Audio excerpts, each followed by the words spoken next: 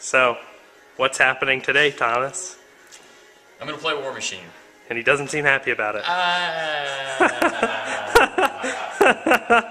It's a thing. It's a thing. We're going to play War Machine. Let's try it out. Yeah. You know, if GW, this is your fault. If you had a great game, I would do Ooh, this is brutal. This is a brutalization right there.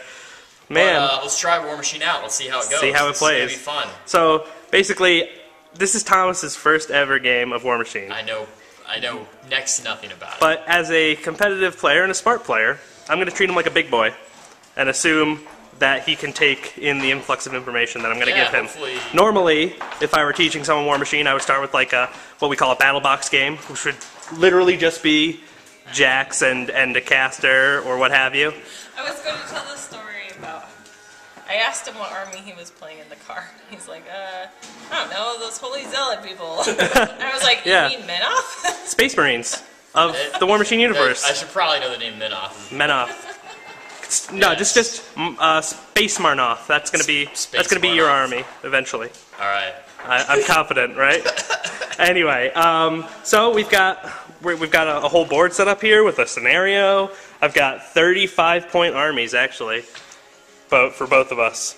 So basically, I'm just gonna go through, kind of explain the game, explain the cards, and then we're gonna work through a game, and that's how it's gonna go.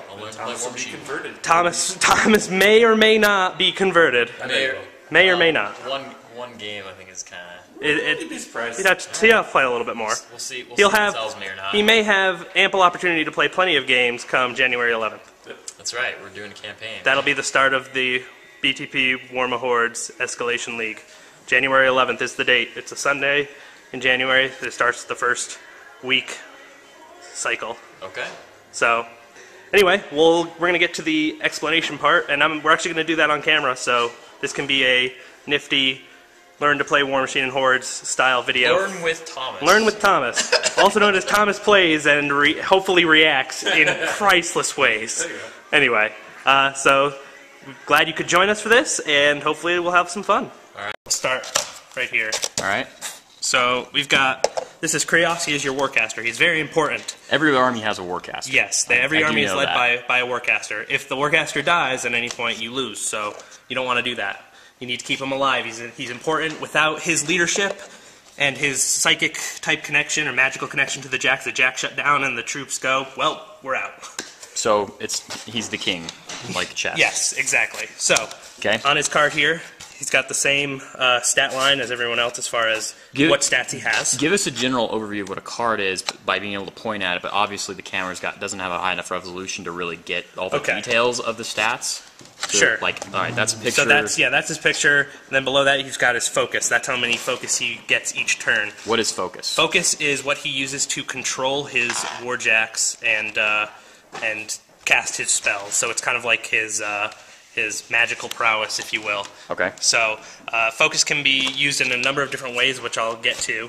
But one thing to know about focus is when you double that, you get his control range. That's kind of the range at which he can kind of feel out the battle, if you will. So at 14 inches. At 14 inches, because his focus is 7. Yeah, exactly. That's the maximum distance he can like actually control his jacks up to. Okay. And still give them focus and things like that. Okay. So, and you can measure your control area at any time. That's the only thing you can measure in the game at any time. Unlike GW game, it's no pre-measure. No pre-measure. So you can use that to kind of give yourself an idea in certain situations. Like if you wanted to see how far this guy could shoot, you can measure out from Krios, and it's going to be like a straight line, so you're going to get like basically a perfect idea. Other times, if he's out here and you want to kind of know, you kind of got to do maybe a little triangulation. Right. So a little guesswork. Basically, he's your rangefinder on the battlefield. He knows the terrain essentially. He can kind of give a general idea by that. Okay. Okay. So that is control area. And just as a quick difference, there's command stat, which you can measure command ranges too. Okay. And some things it's the last will stat in use, the stat line. Yeah, some things will use command range as opposed to control range, but just as a knowledge, they are different. They are different. Okay. So, and the command range on this guy is 8. 8. So it's kind of low for command, but most of the time you don't really need to use the command for your Warcaster. So okay. Then you've got speed. In this case, it's 5. That's the number of inches they can move a turn. All right. So it's kind of like your move value. Some things have 6, other things like your Warjacks will have 4, so some things are slower, some things are faster. Okay. And then the way speed interacts in the game is you can do runs. A run is double your speed. So you double your speed in inches and run that far. When you charge, you do your speed plus 3. Okay. I guess my question is, okay, so how does, I know that you activate different things. You have a turn and you can activate everything in your army?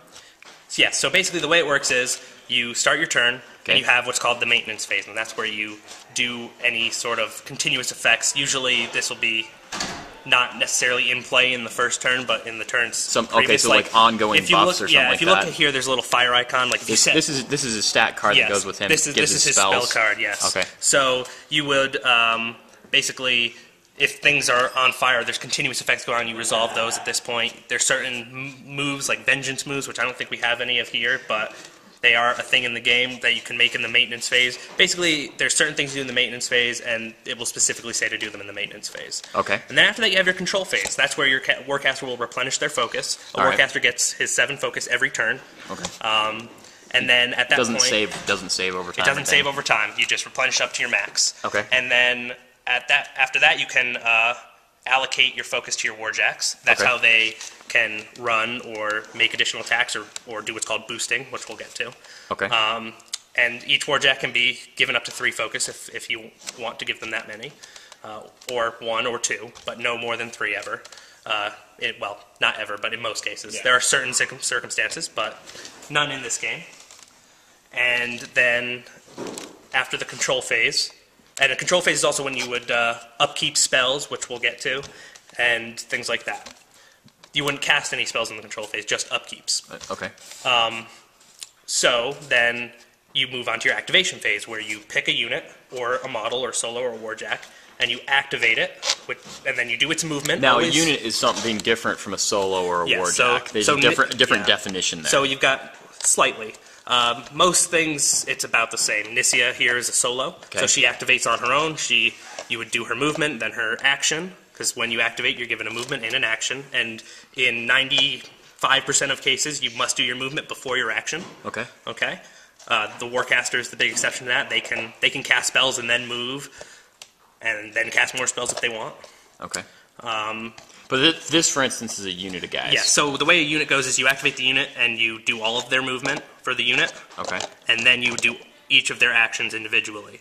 So, in the case of this guy, maybe he's in melee with, my Doom Reaver here. So he would fight, whereas the other guys might just not do anything. They could charge or well, the way charging works and running is you need to use both your movement and your action to do it.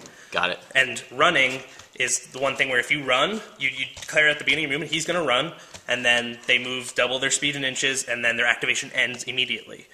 You can't, and if you cast any spells with, say, Krios here, he can't cast spells and then run. He can cast spells and then move. He can cast spells and then charge, but he can't cast spells and run. Got it. And he also cannot use his feet if he runs. Okay. So, there's that. And then, so over here, if they wanted to charge, for instance, they would charge. So you would declare, okay, this guy's going to charge this Doom Reaver, and then you would measure from him to the Doom Reaver to make sure you're in range, which they have a movement of 4, plus 3 for their charge, so they can move up to 7 inches, and then they have a ½ inch of melee range, so they can, as long as you're 7.5 inches out, you're in. Got it. And I don't think they have reach or anything. There's this icon, which is the reach icon, which makes their melee range 2 inches. Can't really tell that. It's a little axe. Little axe in a bubble. So they don't have reach. They have magical weapon and weapon master. That's what those are. We'll get to this when we get to Krios. Yeah. Okay. So then the rest of them could try and charge here, which you have to charge in straight lines. So if you can't actually place your base, or you can't go through your own guys or anything like that. So if he ends up out here on a charge, he fails his charge because he's not within his melee range at the end of the charge. Mm-hmm. And then, but you can also, basically, it's a charge run order. So as soon as you charge with some, the rest can always just run. Okay. Even if they can't actually complete the charge. So only the guys that end in this guy's melee range will actually strike blows. And only you will attack on your turn. It's not like 40k where everyone fights. Does in the cool you fight in your turn, and that's it. And then they fight in theirs. Exactly. Right. So facing, since none of it's marked on the bases, based on the shoulders. It's going to be based on the shoulders, and you so always... what we mean by that, sorry, what we mean by that is when you look at the model from the top down, if a line across the line of their shoulders is their front arc. Exactly. Right? And if it's in their back arc, they can't see it. And when you charge, you always, charge to wherever you want. Like, you don't have to go straight at them. You can go off to the side here, but then you always turn to face directly. And if at any point you fully cross and pass my front arc, I would get a free strike. That's why the arcs are important. So you always want to stay in the front arc of what you're going after.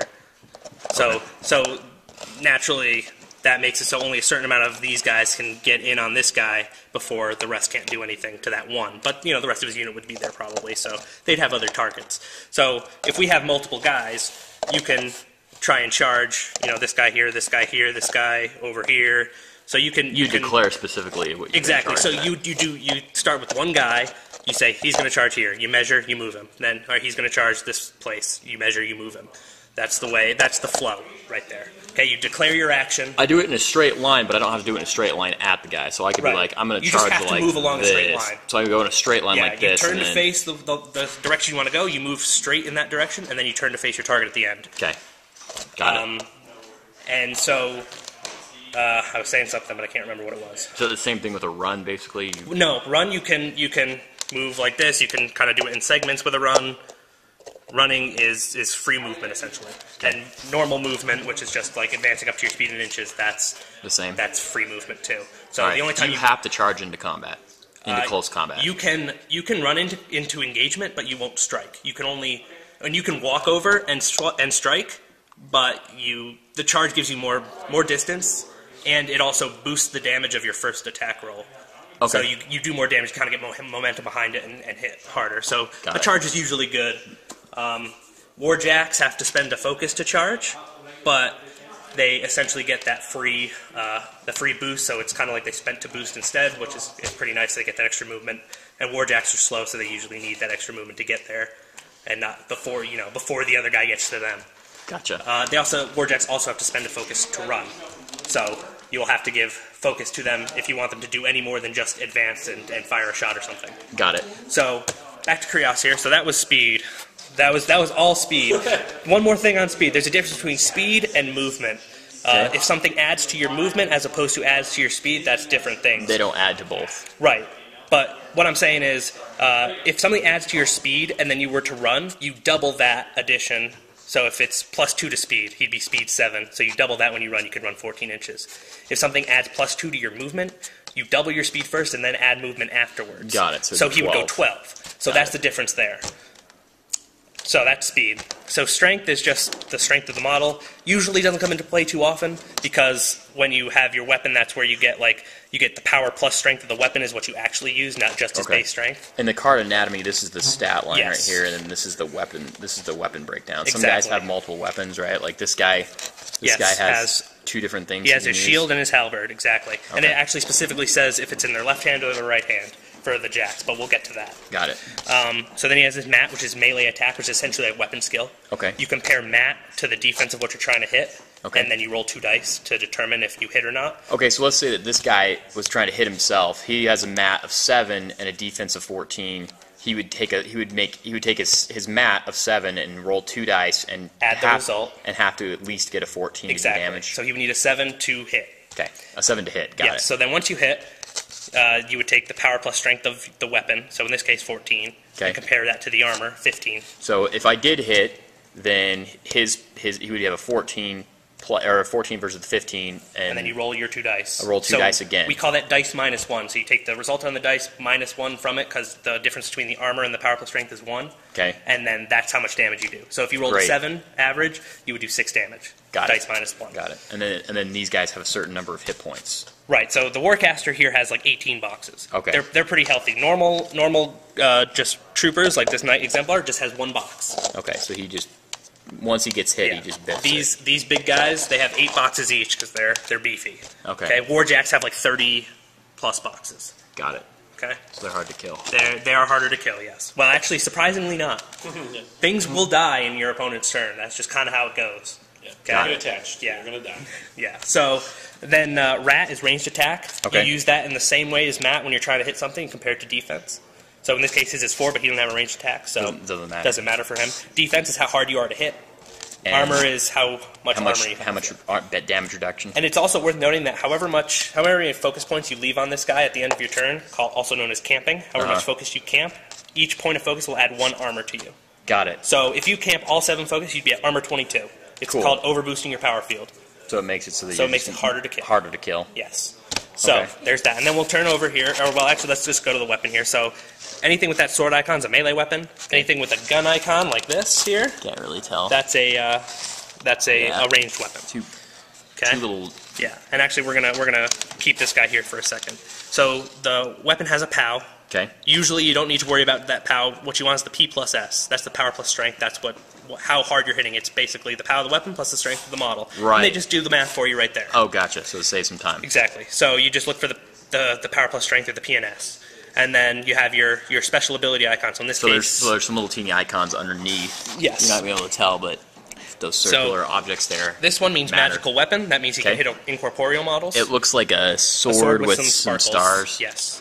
And then the poleaxe icon is reach. Okay. That means he has a 2-inch melee range as opposed to a 1/2 inch melee range, which is the standard melee range. Okay, melee is standard. So reach is really nice. Reach is really nice. Reach is really nice. So then we'll turn the card over, and that's going to be the actual special rules for the model. In this case, it says it's got a heading there, Spellbreaker, which is the name of his weapon. So these special rules only apply to attacks with the weapon. Okay, so he's got a chain weapon, so he ignores buckler and shield weapon qualities, which, if we look at this guy, one of his little icons is a little shield +2. That means he gets +2 armor. From the shield. Which will be added to what's on his stat line, not represented in his stat line. Got it. So if this, it's not represented, it is added. You add so he's a 19. But if Krios hits him, he only counts as 17, because he ignores the shield rule. Got it. Okay. And also shield wall, which is an order that infantry can get where if they stand next to each other with their shields, they create a wall and get extra armor, but he ignores that too. Got it. So then he also has Dispel, so when his weapon hits a model or unit, any upkeep spells on them immediately expire. Okay. So basically if they have some upkeep on them, or something a buff on them that's giving them extra armor or extra defense, he hits them once and that's gone.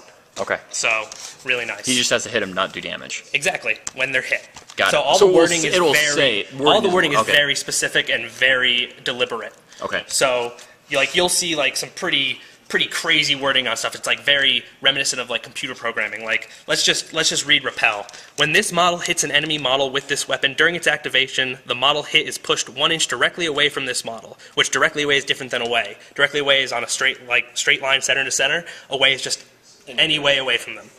Center to center, depending on their facing? Exactly, facing. Okay. Yeah. So, when this model is hit with a melee attack made by a model in its front arc, after the attack is resolved, the attacking model is pushed 1 inch directly away from this model. This model loses repel while this weapon system is crippled or locked. So, it's very, very wordy, but it's all there to make it ironclad and not be any loopholes. No loopholes. Exactly. Okay, cool. No ambiguity. That's the idea. That's kind of a nice thing. Yes. So then we get to Krios's spell card. So you got a list of his spells here, and the important part here is kind of the spell stat bar. So there's a cost, which is how much you pay in focus to attempt to cast the spell. Okay. So in this case, Cleansing Fire is a 3.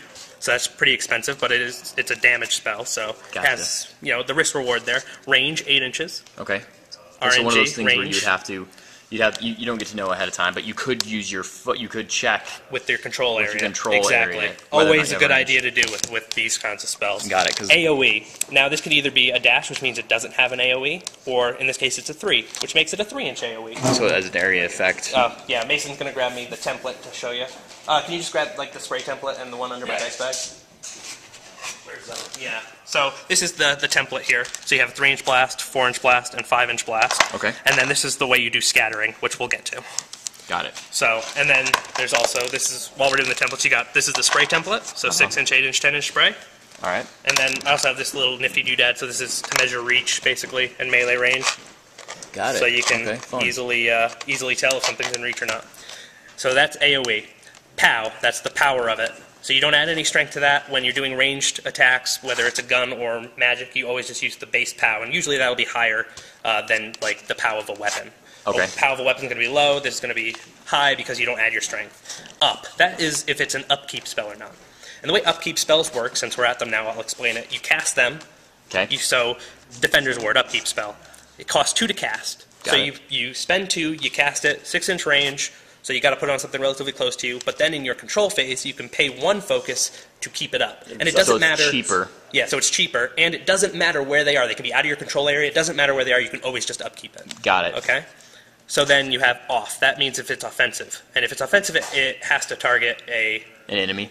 Well, not necessarily. It's just you target and you shoot it kind of like you would a ranged weapon, using your focus as like your mat or rat, essentially. Okay. So you'd use his focus of 7. Yes, you'd use his focus of 7 against the defense to see if you hit. Okay. Always with because you can cast always it at your own dice. model if you want. Yeah, pretty much always with 2 dice. Got Always it. with 2 dice base, we'll say. Okay. So you can cast it at your own model if you want, but you still have to roll to hit them. Got it. Okay. Like, let's say you got a guy right next to something that you want to kill. It's like, well, my model's easier to hit than yours, and the AoE in this case will kill them just easily. So I can hit my own guy. It might kill him. I don't care, but I just need to get rid of that. So you can do crazy stuff like that. Okay. Like you could once you get to Warjack, you can I'm gonna pick up my own guy and throw him over there. Stuff. You can do crazy stuff if you really want to. Okay. So that's all his spells. That's kind of the Probably the way high the spells risk, work. high reward kind of situation. Oh yes, definitely. So then if we turn it over, we got his feat, which a feat is something that the Warcaster can do once a game as long as they don't run. Okay. And they can do it in any turn that they want to. So in this case, Krios' feat is that enemy models currently in his control area, that's within that 14-inch big bubble around him, are currently knocked down. Okay. Or are knocked down, sorry. Not currently knocked down. They are knocked down. So they become knocked down. So in that case, if he was right here and my army's right there, it's going to knock down almost my whole army except for things that are immune to knockdown. Which specifically are these guys and this guy while he's on his horse. Once he comes off his horse, he's knockdownable. And what makes that so good is that a knockdown model becomes defense 5, is automatically hit in melee, and cannot engage you, cannot take free strikes at you, doesn't even count as being there. You can walk over them as long as you have enough movement to get completely past them. Lay on the ground. They're essentially, it's really, you basically just say, so like I could have these guys here, and it's like, oh, I can't get to him, but then you knock them down, and now I can. Got it. Okay. So knockdown is very good, and I would highly suggest when we come to play the game that you use that more offensively than just defensively. Got it. Oh, they're closing in on me. Knock them down. You want to be able to knock everything down. That's going to make your jacks automatically hit them if you charge into melee with them. Do a lot. Like, it doesn't help you damage them, but auto hitting is really nice. Yeah. So that's a Warcaster card. Let's just go over this Jack card real quick. So you notice the big damage grid here. Okay. And those are all his boxes. So, and some of them have little letters in them. Those letters correspond to the Jack's systems. Okay. So he's like a bot. He's exactly. he's a dreadnought. Basically, yeah. So you have his left arm, his right arm, his movement, and his cortex. Okay. And as the damage piles piles up on these, down there. Sorry, guys. it's fine. As long as the damage piles up on these Jacks, once all the letters of the same system are marked, that system becomes crippled, which has different effects. Okay. So if the movement gets crippled, they can't run or charge. And they become defense 7. Mm-hmm. If the cortex is crippled, it can't be allocated focus or spend focus. Okay. Because there are ways to give things focus without actually allocating. But anyway, if the left becomes crippled, then it affects the weapon on the left. Got it. If the right becomes crippled, it affects the weapon on the right. Okay. And the way that those are affected is if you have a crippled weapon, you can't benefit from your shield rule. If you have a crippled shield, you roll 1 dice to hit and to do damage, as opposed to the 2 dice normally. Got it. So it severely hinders your ability to hit and actually do damage. So you'll notice they have the same stat line. They don't have command. All Warjacks are automatically fearless and non-living and certain other things. Okay. And if we just look at this here, his gun has continuous fire. Anything it hits gets set on fire. It does fire damage. And he has some special rules. So he has a Thresher, which is a special attack. Okay. So the way special attacks work is you can forfeit all your initial attacks, which I'll get to in a second, to make a special attack instead. And in this case, his Thresher hits all the models in his melee range and line of sight. So he can do that as opposed to just hitting once with his weapon. Line of sight, that's a good thing to talk about. I know that works different from so the way 40K, the way of from line GW of sight games. works is any model with the same or larger size base that is between you and your target blocks the line of sight. So in this case, the Doom Reaver does not block the line of sight. let's say, him. okay, so he's the one we're looking from. So yeah, so let's say we're looking at Krios' line of sight. We want to see if he can see this guy. Because this is a small base model, And this guy's got a bigger base. It doesn't matter if I can actually draw a line to him. I automatically see him because small bases do not block line of sight to big bases as far as But if it was line of like sight goes. this, If it's like that, this medium base will block line of sight to the small base. And except for if you can draw a line of sight, draw a line or something. yeah, so if I'm like out here, I can draw a line. Yeah. How do you define drawing a line? Okay. Is it It's right here. This is how we draw a line. Awesome tool. okay? So a little. So it's basically any line that touches Krios' base and the Doom Reaver's base that doesn't pass over the base of the incinerator. So in this case, if I'm here, there is also no way for me to make a line Okay. because of the incinerator's base. But even if I I don't know if you guys can see Yeah. that. It's a little faint right there, but here, basically, I can get the big one there. there you go. Okay, cool. So basically, there is no way for Krios to see that Doom Reaver currently. But if he was out here, Then you he could. can draw a line So where that's- yeah. so it's where his base, where you can draw a line from his base to his base without going Without through his passing base. over his base, yes. Okay, cool. So that's how intervening models works. As far as terrain and stuff like that goes, these buildings are very impassable, obviously. You can't draw a line of sight through them. Okay. The forest, you can see 3 inches into a forest, but no further, Okay. or out of a forest. So if Krios is on the edge of the forest, you can see him here from this side, but you won't be able to see him from the other side. Okay. All models have a volume as well as like their base size. Okay. So there's a So standard a height. volume. Yeah, there's a standard volume for each of these. So just because this guy's like over here and you can see like let's say he's behind a building, but you can see his little weapon sticking up. Ball chain. That thing. doesn't matter because his actual volume I think is 2.75 inches. So if you can't actually see that volume, which is measured from the edges of the base up, then you can't actually see him. So modeling is kind of an aside. So Got it. like these guys' swords may be sticking way out here, but in order to see him, you actually need to see his base or part of his volume.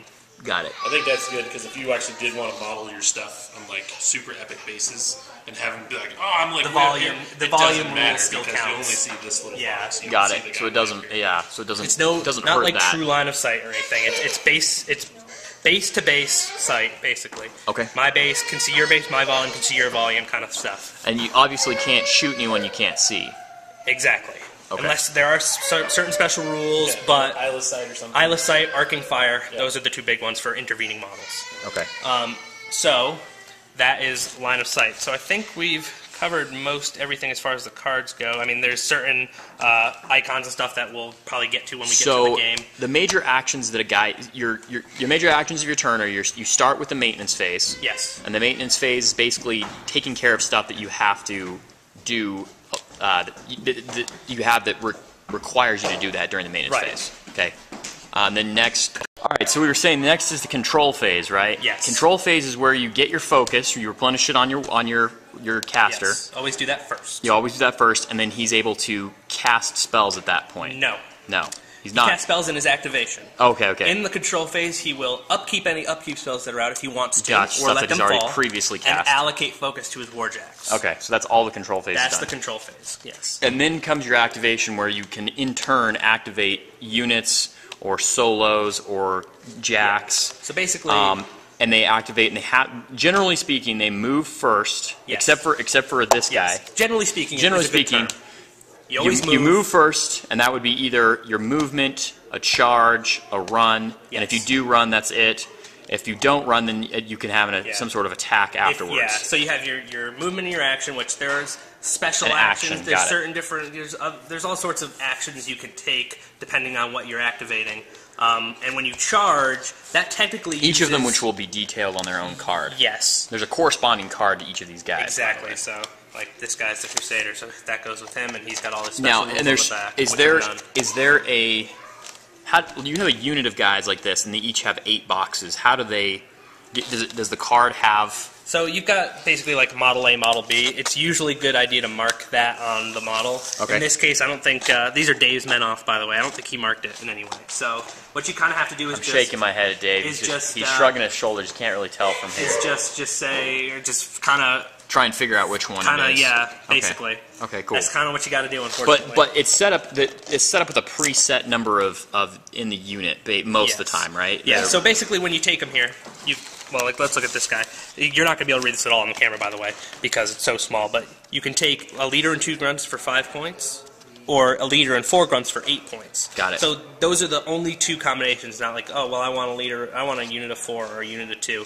It's either you get your leader, your unit of 3, or a unit of 5. Got it. That's it. So in this case, we have a unit of 5. Yes. And there's one that's designated as the leader. This guy. Right. He So looks like he's a little more ornate. Yes, he would be the leader. Which, just a quick note on units here: when if the leader dies, since he's no better or worse than the rest of them, but the unit needs a leader, you do a field promotion where you just kind of promote one guy to a leader. and so you replace the guy with the leader model, and he becomes the new leader. So got it. There's that. In the case of a unit attachment, like this unit has this Grey Lord Escort as the unit attachment, he becomes the quote-unquote leader, but he can be picked out and killed, and you can't field promote. Then the unit just has its own leader after Got that. Okay? So there's a difference the there. unit attachment is a special rules with different abilities. Yes. Got it. So you can kill these abilities off. Since this guy's no better or worse than the rest of them, it doesn't matter if there's one that's a leader model. It's not like a sergeant in 40K where killing a sergeant can be good because he has more leadership and maybe another attack and stuff. Okay? So real quick here with a ranged unit or anything with a gun, so including your Warjack here, you can get what's called an aiming bonus. Okay. Which would be +2 to your rat on a shot if you forfeit your movement. Okay, so and that's on a model-to-model basis. You're focusing on shooting. Yeah, so that's on a model-to-model basis. So let's say this is a unit. You think, all right, this guy's in range, but those 3 aren't, so they're going to move to get in range. But he's forfeiting his movement. Kind of like with heavy weapons in 40K, where you're like, this guy's not moving, the rest of them are, so he won't have to snap fire. Got it. Basically. So that's an aiming bonus. +2 to hit. Pretty nice. Okay. +2 to your rat. Pretty nice. Can be very helpful in dealing with some of the slippier, more defensive solos out there. Okay. So that's that. And then another thing on units is, in order to run or charge, they need to get an order to do so. And the order is given by the leader. And he gives everything that's in formation, which I'll talk about formation here in a second, is affected by the order and must do it. Okay. So the formation that you have to be in, there's the coherency rules essentially are, you look at the command, in this case it's 9. All of the grunts need to be within 9 inches of the leader. So they can spread out quite a bit. And so, I mean, you could have them like this, effectively, and they're still all within 9 of the leader. Got it. So they are still in formation there. All right. Okay? I mean, that's pretty simple. You can based do on your their little... command value. Yeah, exactly. So everyone has to be within the command of the leader. Okay, cool. And so when they get the order, that's when you start going through it. There are certain special orders like shield wall orders and things like that, but those special orders will be, will be detailed on the card for the unit. And I think that is it for that. Let's just take a look at a scenario sheet. So this is the Steamroller 2014 one of the scenarios. This is process of elimination. So you see, it shows the whole setup here. It's got special rules, victory conditions. It has all of the important stuff to set up in the map. Yep. And then this is for the stat card, essentially like this, for the objectives, because they count as models for all intents and purposes. Got it. So it tells you how to set up here.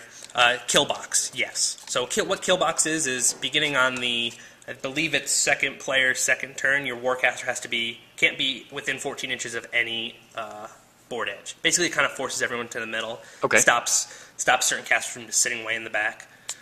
So it gets you up there. It makes you have to go forward. If you do happen to be in the kill box, you give 2 control points to your opponent, and a winner is... the person wins when they get to 5 control points. So 2 out of 5 can be pretty harsh. Got it. Okay. So the way this works is, as long as those objectives, monolith objectives, are in the zones, they cannot be controlled or dominated. And the difference between control and dominate is if you have... He's talking about the circle right there represents the monolith. Let's go out to the actual board here so you can see. Okay. Because it's a lot easier to see here than on the paper. Yes. So as long as these monolith objectives are in play, the zone cannot be controlled or dominated because they count as enemy models. Okay. So they effectively contest. So you got to shoot them. Well, you can melee them. Okay. In melee, they count as immobile, so they're automatically hit. They're armor 18 with 15 boxes. Okay. So that's their stats. So once you've done once you destroy them, then how does control work? So control works with if I have if I have models in here and you don't, I control it. Okay. So and it doesn't have to be like the full unit. It can be one model from the unit as long as they're in formation. Fully in it, or like can it be partially? You can toe on the zone. So it can be like that. Yeah, you can be like that, and you're in the zone. Okay. This could control this zone if nothing else was there. Got it. Okay, as long as he's in formation and not fleeing. Okay. And might even be a rule about being knocked down too. I'd have to look at that, but for all intents and purposes, he would be controlling this zone as long as this wasn't here. Okay. And you didn't have any models. Right, and I didn't have any models in there. To dominate a zone, your Warcaster has to be in there and no other enemy models are in there. So that gives you 2 points. Control gives you 1 point, dominate is 2. And it's at the end of your activation phase? The active player scores. The active player is the one that scores. And they score it scores at the end of their activation? Yes, at the end of their turn. At the end of their turn, they score that. Okay. That's what I think. Hold on. Only the player so you can destroy it or remove this from play by attacking it and doing all its damage boxes, and that will get you a control point too. Gotcha. And the thing about these monolith objectives is if one is damaged in any given turn, the other one can't be damaged throughout the course of that turn. Okay. Oh, the turn as in your turn, or turn as in? If I damage it in my turn, this one, other one cannot be damaged in either of our turns for that game turn, basically. Okay. So you could do more damage to this, but this one cannot be affected. So as soon as one is, and they can't even be targeted until the second player's second turn. Okay. So it gives everyone a chance to come forward here, kind of come forward and shoot at each other. Get into these boxes and kind of fight over them. Okay. So let's. What happens when you have a model? Here, who controls it? No one. It's completely. As long as if this isn't here, okay. Let's say that's gone. Okay. One of us got a control point for destroying that. Fine. Both of us have a model in here, so no one scores. What if I have 2 models? Doesn't matter. So as long as I have one thing, I can test it. One thing you can test it. Okay. So basically, you have to. On your turn, you can like completely clear out a zone to score there. Got it. Okay. That's kind of at the end of my turn, I could like run one guy over there just to contest for you, so that I score and you don't. Because I'm pretty sure both players. Actually, now that I think about it, I think both players score. If you control this zone at the end of my turn, you would get a point. I think. Okay. I think. Let me read this real quick just to see. Only the player destroys them starting the second player's turn. At the end of each player's turn, a player earns control points. So it doesn't say the active player; it says a player. Got it. The end of each player's turn. So if I like for instance dominated this zone, or had all my guys in here, and you didn't. I didn't do anything about it. You would win after.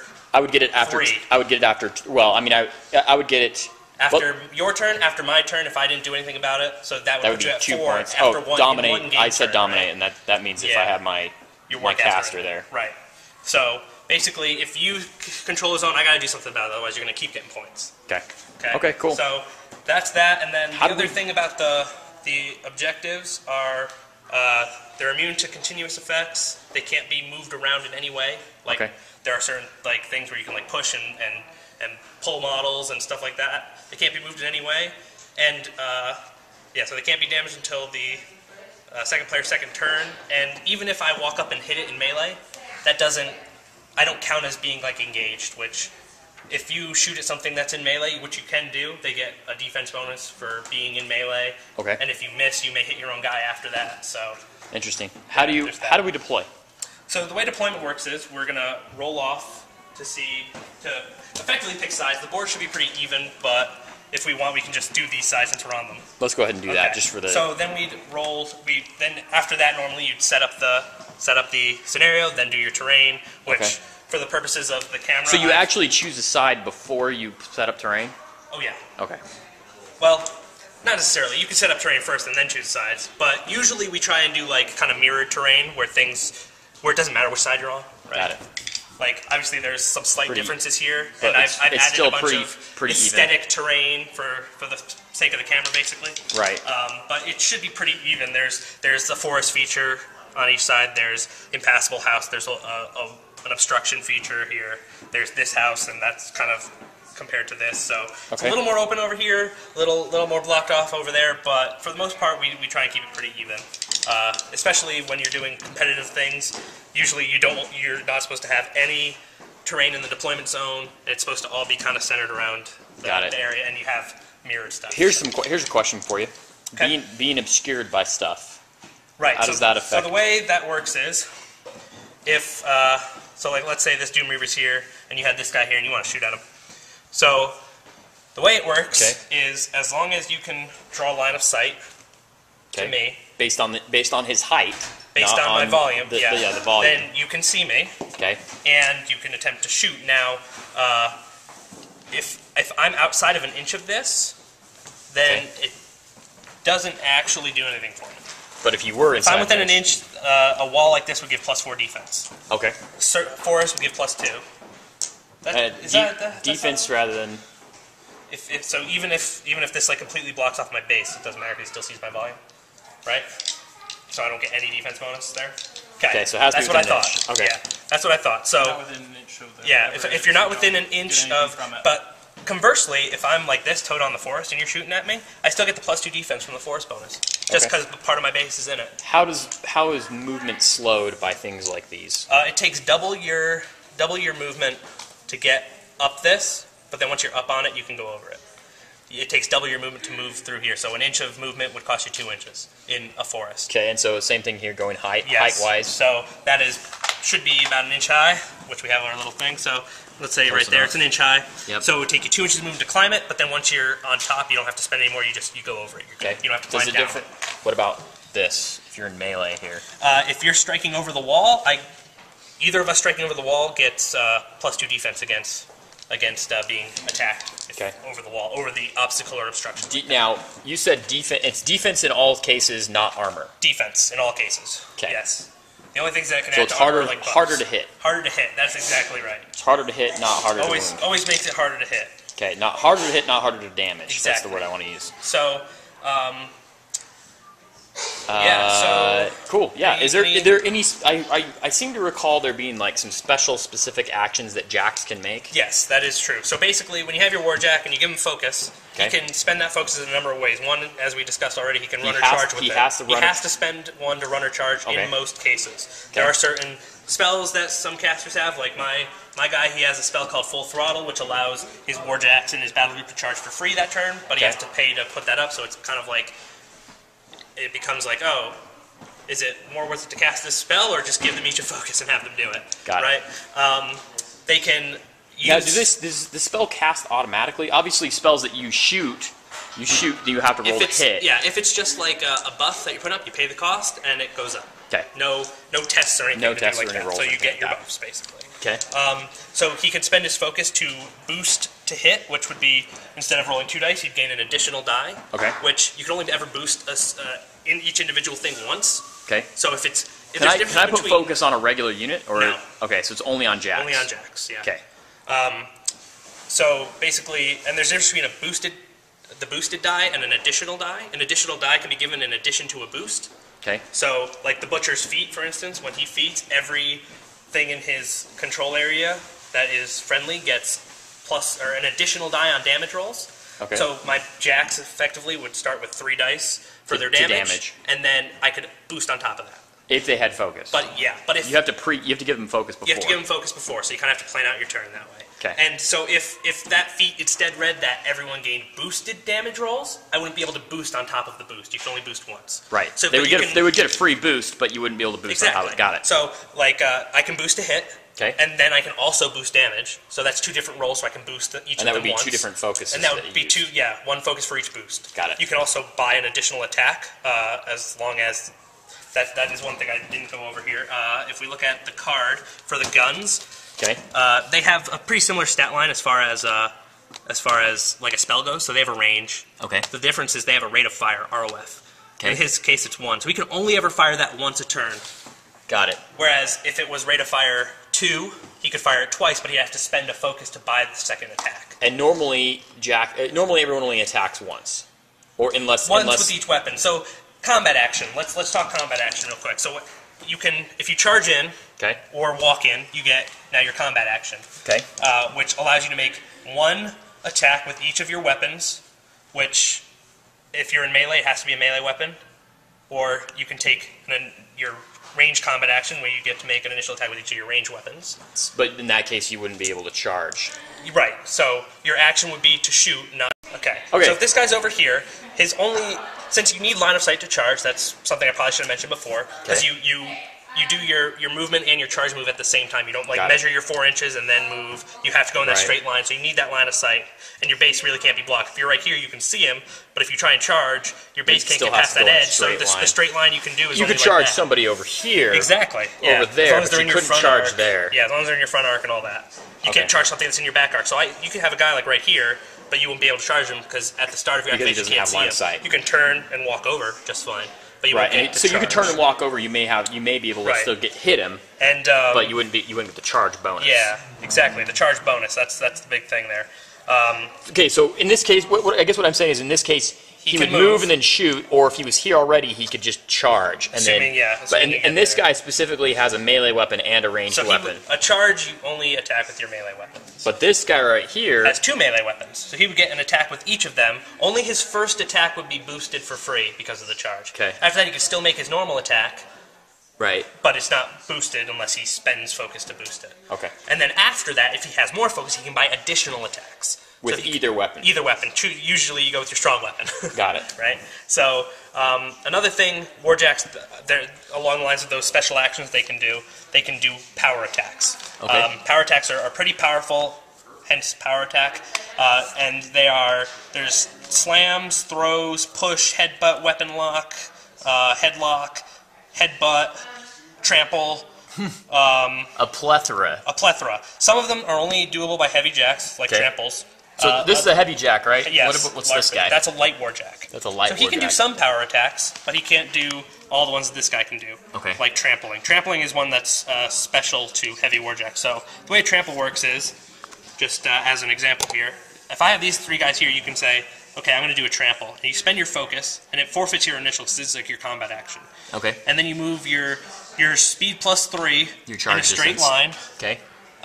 Over them. And any model that your base contacts, you make a melee attack roll against. Okay. And if you hit them, then you do a damage roll based on the strength of this guy, like basically just like charge it through him. Okay. And then you can just kill all of them that way.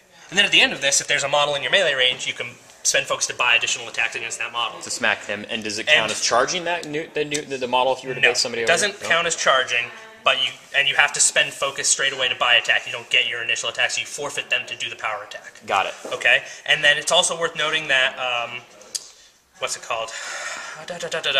If any of these guys don't die, it stops? Then, no, you do the movement first, and then you attack them. If they don't die, then they just stand there. Any model that you contact with your base doesn't get to make a free strike. If I had another guy over here, they have reach, okay? So if I had a guy here, and you did that same trample, you would pass through his melee range, and he would get to make a free strike at you. And free strikes can be pretty brutal because they are +2 to hit and boosted damage automatically. Okay. So you can take a lot of damage from free strikes. So that kind of stops you from being like, all right, I'm in melee with these guys, I'll just walk away. If you walk away, as soon as you leave their melee range, they get a free strike. As soon as you leave their front arc, they get a free strike. Okay? There are certain rules on things that let you ignore free strikes completely, and those are pretty strong. But anyway, it's also worth knowing that you can only trample small base models. That's what I was going to say. So you can't trample that guy. As soon as you hit a medium or large base, you stop instantly. If you can't place your base, you can't do the trample.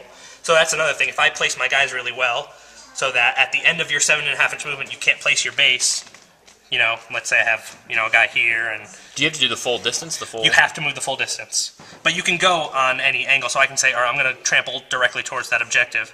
So if I can go fully and then place my base here, which can't. Well, you couldn't because of the exactly the base or the so if I trample, yeah. So in this case, there's really if I was like that, you could trample through as long as you can place your base at the end of it. You have to be able to do that, and you have to be able to place your base before any of the models are dead. Got it. Right. So that's a trample. Anything with an open fist, which this guy has, which shows on the card, it's a little fist icon, can do the throw. 2 open fists, you can do the double-handed throw.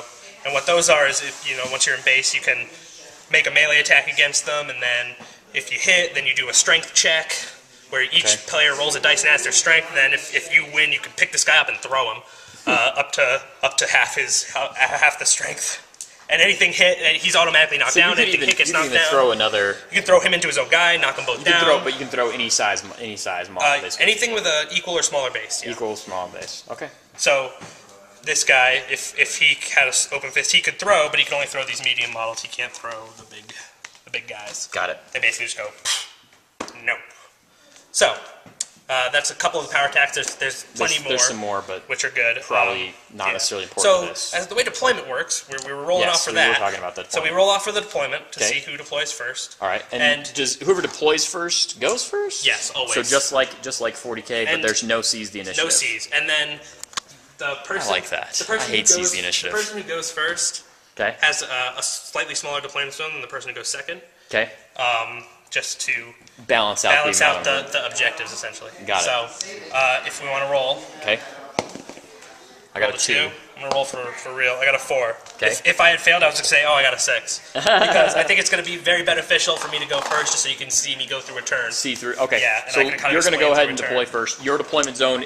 I assume it's always along the back edge. It is. It's always along the back edge. In this case, since I'm going first, I have a 7-inch deployment zone. You'll have a 10-inch. I'll have a 10-inch deployment zone. Yes. Okay, but I deploy after you deploy. Yes, and there's also certain things that have advanced deploy, which shows on their cards a little arrow icon. Okay. And they get to deploy up to 6 inches past your deployment. So 13 inches 13 for me, for 16 for you. 16. Okay. And they go after normal deployment. So I'll deploy, you'll So they're deploy, like infiltrators. and then my advanced deploy, and then your advanced deploy. Okay, got it. So okay, cool. So he's going to deploy, and we'll come back after he's deployed. Okay, so he's talking about his deployment here. So when you're the first player, your first turn is pretty much just going to be spent running up, getting into position. Obviously, you'll have to be careful of any sneaky advanced deploy things that you don't want to get in their range. But most of your stuff, especially your slower stuff, is going to be running up. So I deploy on the line here, like my 7-inch line, and I want to make sure everything can move. I don't want to block anything, because you have to go in certain orders as far as like activate a guy and then move, and activate a guy and then move. You can end up blocking yourself if you don't do it right. So I try and deploy everything on the line. When you go second, you have a little more leeway where you can like kind of crawl up. If you got like guys that shield wall, you can kind of shield wall up instead of having to just run. But yeah, so the first player's first turn is usually runs. Got it. So here's the deployment over here. Advanced deploy and everything's out. I just kind of deployed on the line here on my 7 inches so I can move everything up. We're kind of cross field from each other like that, kind of more on a diagonal as opposed to straight. So it's a little more distance between us, which means I'm going to need to clear more distance as I move forward. We've got Yuri over here. He's going to go through that forest without a problem and kind of threaten stuff that comes over to this, which it looks like it's going to be Warjacks, which is kind of scary because Yuri can do some damage to Warjacks, but not a ton. But I have my jacks over here too. The Widowmakers are up here, advanced deploy, so they're a little far up. I want to pick off those Knights Exemplar or choir members, things like that, things that I can do a lot of damage to. The Doom Reavers are all the way over here. They're just gonna, them and Fenris are gonna hang out and do some cool stuff. And he's got Nixia over here behind the forest, and then he's basically just completely bricked up. His choir kind of supporting the jacks, Krios in the middle, and then the Exemplars behind the Incinerators. So it's going to be Khador turn 1, a lot of running. Alright, so let's just go ahead and run through your turn as you do this first turn, just so that we can kind of get an idea. Make sure that on camera for the people watching, and then also for myself, that we're getting exactly at least the base idea. Yes. So first turn, maintenance phase, usually nothing to do here. Okay. So I'm going to go right to the control phase, so I don't have anything to maintain or whatever. Maintenance. So I'm just going to put one focus on the Juggernaut because he runs for free and I'm just going to be running. He's going to keep 5 for himself. So control phase over. Now we're going to go on to activation phase. So the first thing I am going to do is spend this focus on the Juggernaut and run. So that's double his speed, which makes him 8 inches. And he's going to go like that. And that is the end of his activation. Okay. So now I'm going to activate the Kodiak, and he's going to run for free because he has the Heavy Boiler special rule, which lets him run for free but not charge for free. So got it. difference there. He's going to run over here towards the forest because he, with his Pathfinder, loves forests. Doesn't care. Yeah, Yuri the Axe is going to go. He's going to run as well. He has 6 inches of movement, so he's going to run up to 12. And he has Pathfinder, so he doesn't care about this forest. So he's could go past the forest, but I think I am just going to sit him on the forest here. Make sure he has that +2 defense. Yeah, +2 defense, and he has a rule called Camouflage, which as long as he is affected by concealment or cover, which concealment is +2 defense, cover is +4, depends on if it's like basically hard or soft cover. Okay. He gains an additional +2 on top of that. So he's +4 right now. He's +4 defense in there, so okay, he's very hard to hit. Okay. And then the next thing I'm going to do is go ahead and activate the Doom Reavers, and they're going to run up, and they're just going to kind of go up here to this forest.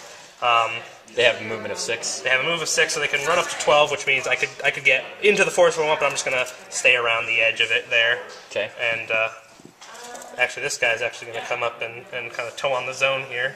Not that he can do anything with it right now, but I do want to actually make sure he's not going to toe on the zone, because I want to be sure that that gun isn't going to be able to do too much damage to me. Okay. So in fact, to that end, I'm going to move more over in this direction and keep myself more out of harm's way over here. Because Nisia, as you said, didn't have Pathfinder. No. So she's not going through this forest anytime soon, or if she is, she won't be hitting me, which I like. Well, I don't know. I guess maybe she could. She could... No, she can't. With no Pathfinder, it's going to take her, like... She'll be able to go 3.5 inches into the forest, so she ain't going to be hitting me. She can't run through the forest? She can run. But so she could engage me, but she won't hit me with a run. Got it. Since you only draw line of sight 3 inches into the forest, you can't see me to charge. Right. Okay. So if I were to move into there 3.5 inches, and then you wouldn't be able to see me, so you wouldn't be able to charge me. But if you came through, you could potentially walk up to me. Do you have Pathfinder with those guys? No. So they effectively, it's like I move 3 inches, and they have 2 inches of reach. Okay. But she's like way higher defense than they're good at hitting, so chances are I'm not even gonna like hit you. Cause I'm at 6, I think, and your defense is like 15 or 16 or something stupid. 16, yeah.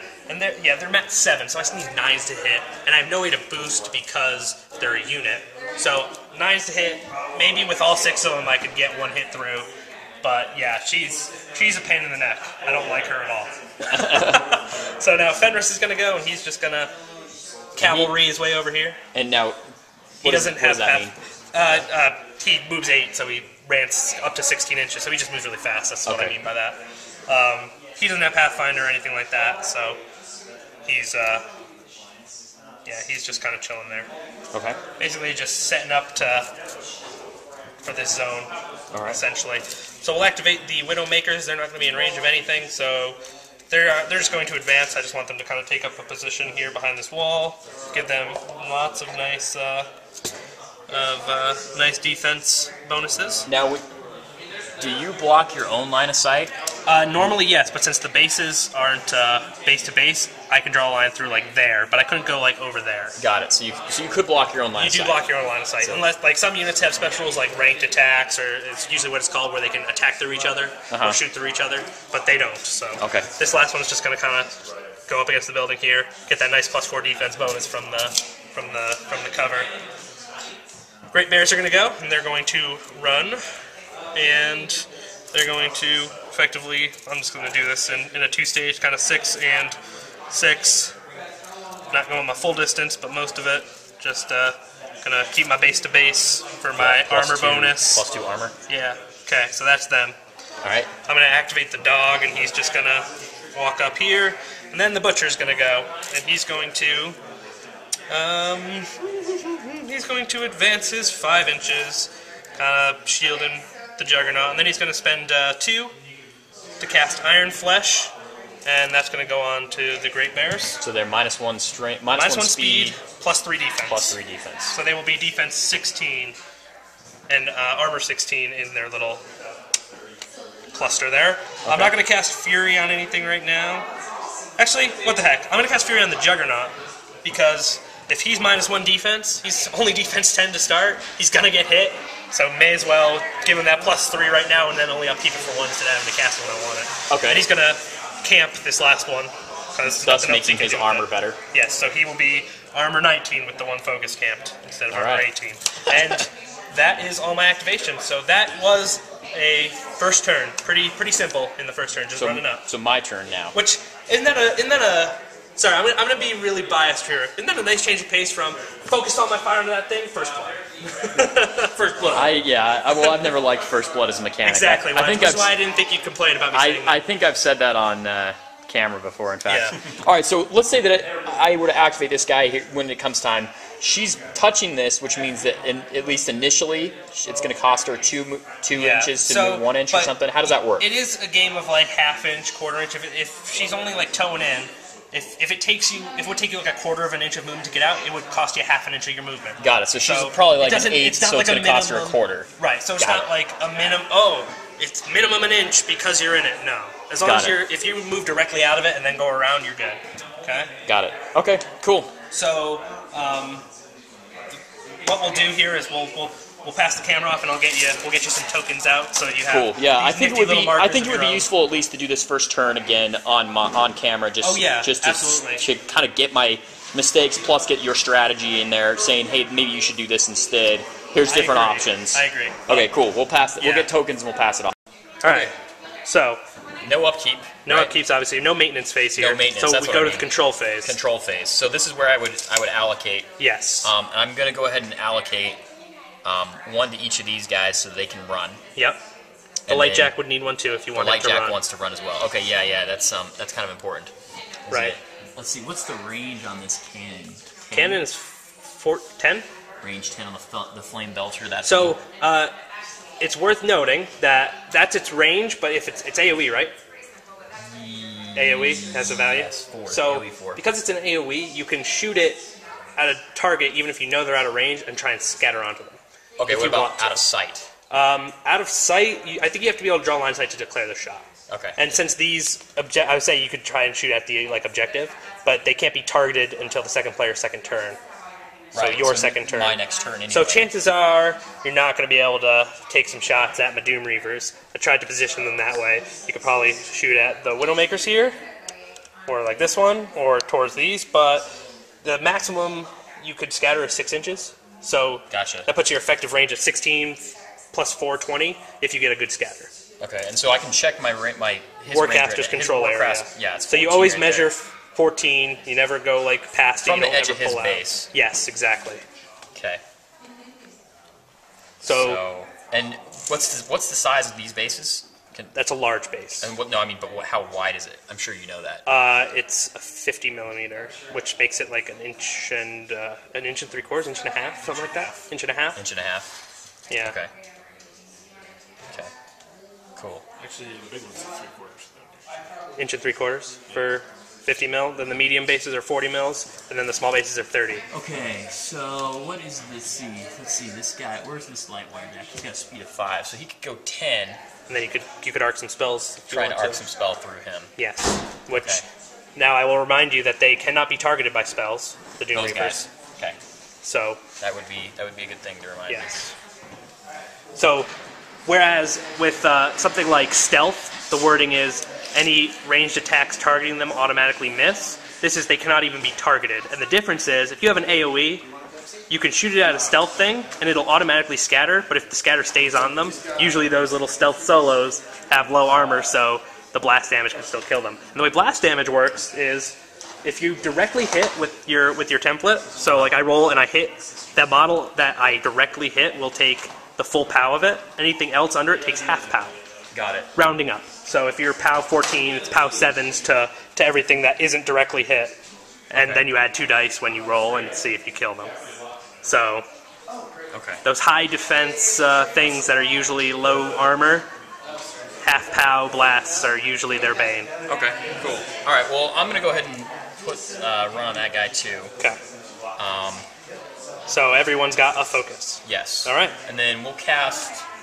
Or I guess we don't want to cast anything. You want to activate. Okay. So, assuming that you want Krios to move, you always want to move stuff out of his way firstly. Right. So he can move. Well, he's not going to activate yet. Yeah. It'll be the other guys first. Okay.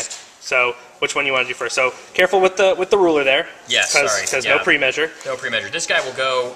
They have 4s, and the other guy has a 5. Yeah. So he can run 8. Yeah, he'll go 8. Okay. So going directly towards the zone there, wanting to Wanted to get to that zone ASAP. He spent his focus to run. Good, good. Next guy. Also running 8. So, activation ends after the run, and the focus is spent.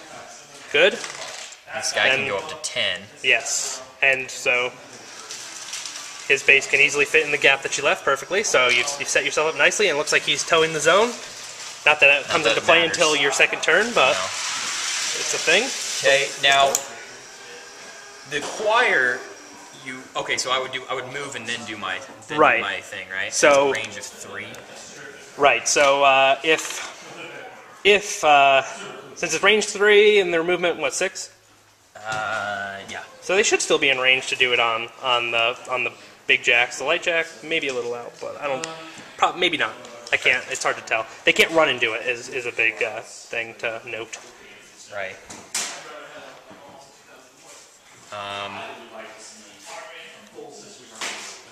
So if you want to do a unit, we're going to do those guys. So they're going to get a run order probably. They'll get a run order. So they move 4. So 8. Mighty 8. They're nice and slow.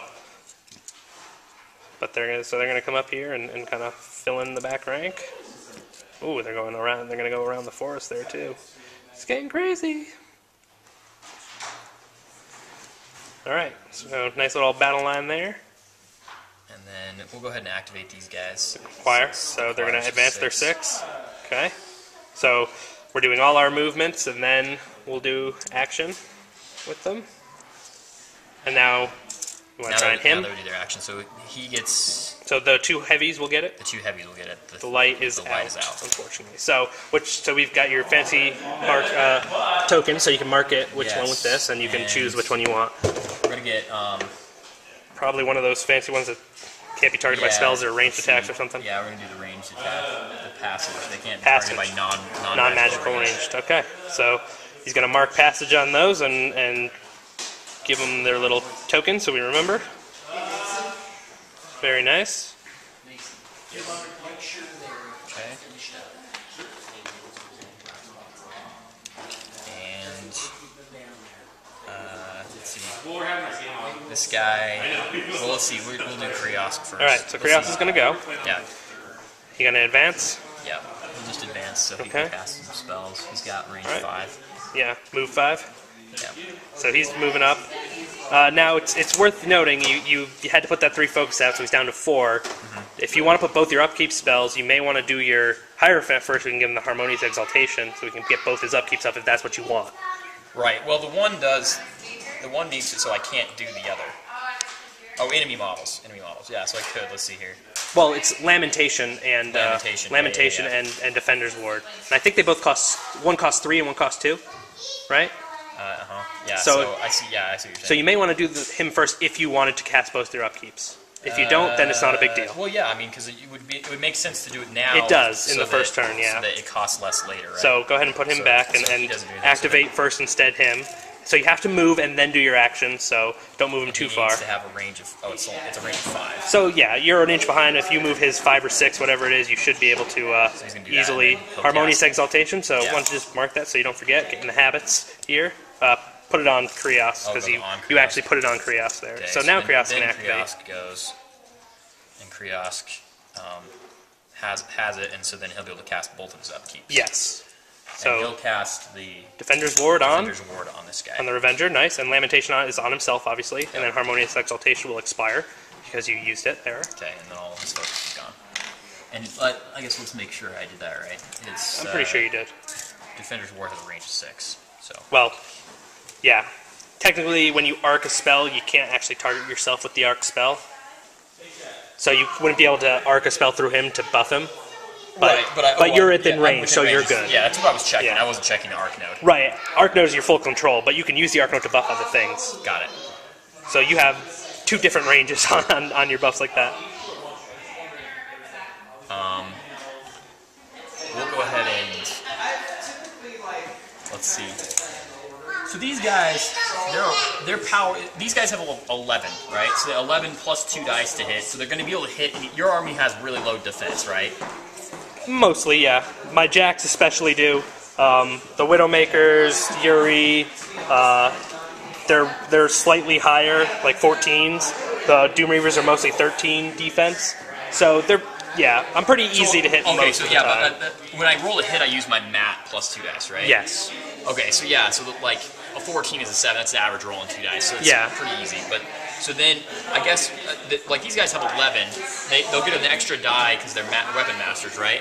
Yeah, How on the likely damage. are they to do damage to like your Warjacks? Well, if you think about the math, they're powerful strength 11 base. So assuming none of them have died, if they charge it, they'll get 4 dice. Oh, a charge gives you an extra boost. die? Boost. It gives you the boost on your first charge attack, okay? Got it. And then they gave me additional die for Weapon Master. So they'll have 4 dice for damage. Plus 11. Plus 11, so... Versus your armor of 18. 20. 20. So average on 4 dice, though, is like 13 or 14, right? So, so each one should do 3 or 4 damage. With, high potential for a really good roll. Or at least a few potential for really good rolls. Okay. So they can do some, but considering my jacks have 34 boxes, they're not going to kill one on their own, most likely. Okay. Them combined with something else, probably. Alright. So let's see. I can check his activation. His control range, range, exactly. 14. So you can see it's about 8 inches of forest to get to them from that point. And they have to... How good is Thomas's geometry and trigonometry and stuff like that? Not as good as it used to be. Not as good as it used to be. Not before 7th edition fantasy, right? Like back in the day. Too much, I think combined with measure, man. Combined with a little too much brain damage. Right? I'm going to activate her. Now, it costs 2, basically double to move through something. She's got a strength of she's got a speed of 7, so she could run 7 inches through that, right? Yep. That is true. She could advance 3.5. Or advance 3.5, but directly into the forest, yeah. Right.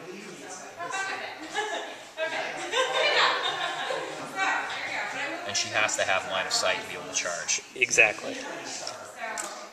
But she does have her little rule where she can move through other models as long as she can move completely past them. So she's not like boxed in by the forest. If she goes out a little bit, she can run the rest of the way or something through her own stuff. Right. If you want to put her out in front there.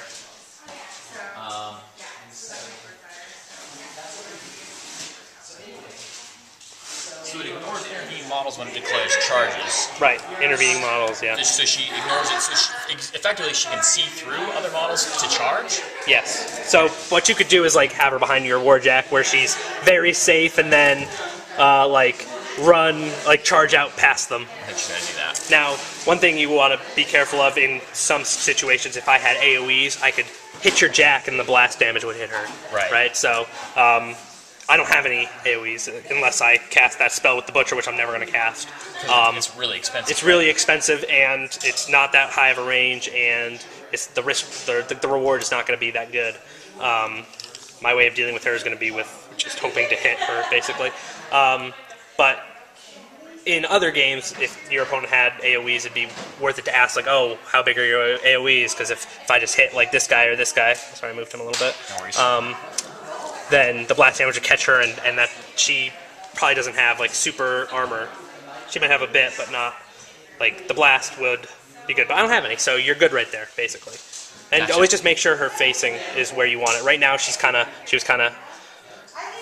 Cool. I guess technically, since it's not marked, you go shoulders, but you can go by her face because she's really facing forward. Shoulders, shoulders. With shoulders, you had it right, and I was just I was being stupid. So it's all good. It's all good. So now we're gonna do the exemplar. And they have 10 with the 10 if they run. If they run, yeah. 5 other ones. So what shooting attacks do these guys have over here? Range, like super range. He has a 8-inch or 10-inch gun, 8-inch gun. We've got the 14-inch ranges over here. Right, but nothing real over here. Over here, no. Nothing ranged over here. Alright.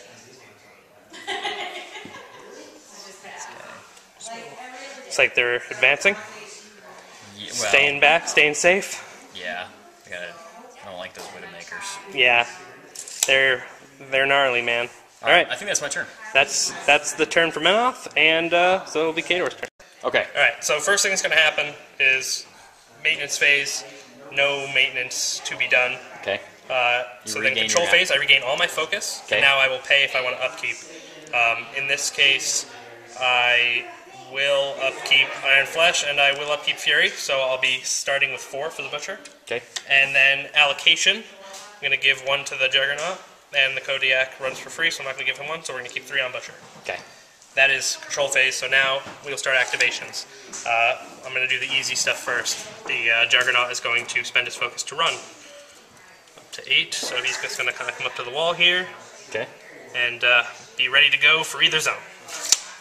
Alright, and then I'll do these Great Bears. So with the Iron Flesh, they're -1 speed, so they can run up to 10. They are going to run... Because they're normally speed 6. Normally speed 6, and Got it. So they're down to 5, so they can run 10. They can run 10. Got it. So you can't move through or over the objectives, right, unless you are Nisia. And so I kind of have to go, I'm going to go like around, basically. So I'll just start by going 6 forward, and then 3 over here, and then another 1. So actually, you know what? I can position myself behind the objective to stop your line of sight from that stupid guy. In some cases, maybe not all of them, but a couple perhaps. So go up here. I'm gonna keep their Iron Flesh. Move that with them, and then he's going to not go over there, but he's just gonna run up to the wall like so. And that gives him +4 defense, right? Yeah, that would give him +4 defense because he's within an inch of that wall. But he's not getting the +2. He's not getting the +2 armor, but just defense. Oh, I guess they have +2 armor. That's right. Yeah, +2 armor there. Plus they have another Iron Flesh. Iron Flesh is another 3 armor, right? 3 defense. 3 defense. So he's +7 defense right now. Yeah, so he's defense like 20. That guy. That particular one's 20. The other ones would only be 16. Right, but but they're out of line of sight probably. Well, it depends on how you move. But yeah, this can block line of sight to a lot of stuff over there, so cool. I like that. Kodiak's going to run. He ignores the forest because Pathfinder.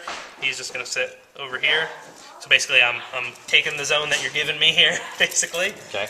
And then I'll activate the dog, and he will advance his 7 and just woof woof woof right there. Then I'll activate the Butcher. His focus isn't really going to do much of anything this turn except for give him more armor, so he's just going to run. He's speed 5, so he can go up to 10, so I just want to bring him up to be like blocked kind of by the Juggernaut there. And he's going to camp that 3. So he's going to have a good chunk of armor. So let's go over here. Did you want to move the... Oh yeah, I do want to do Yuri. He can go now. He's not being hindered in any way. If I just go 12, so I can just be like over here. Kind of behind the wall and behind the house, and just being real sneaky, just coming around the flank. Hiding away. Coming around the flank, coming around the flank. Alright, let's see how I want to do this here. I like where they're at, the Doom Reavers. Where they're at is pretty good for me.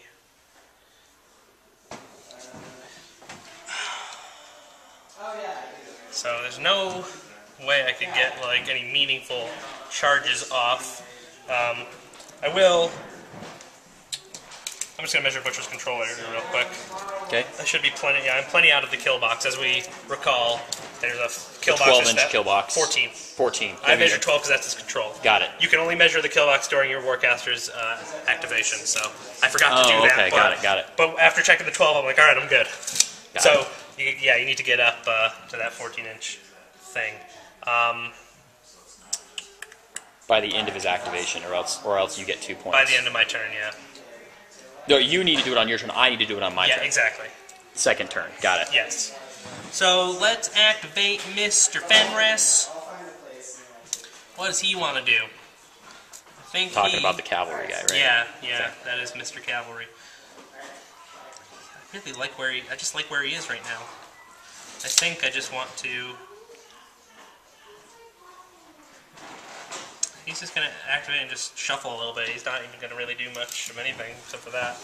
These Doom Reavers are about the same. I'm going to kind of put them into the forest a little bit here. So they move 6, so I'm just going to move them 3 in that way, even though some of them are a little little outside the forest, they'll be easy enough. And these guys are just going to advance up to here. And he's going to stay there, and then Mr. Escort's going to stay nice and safe back here. Widowmakers, I think we're just going to... This one and this one will forfeit movement. This one's going to move over slightly, and this one's going to move up slightly.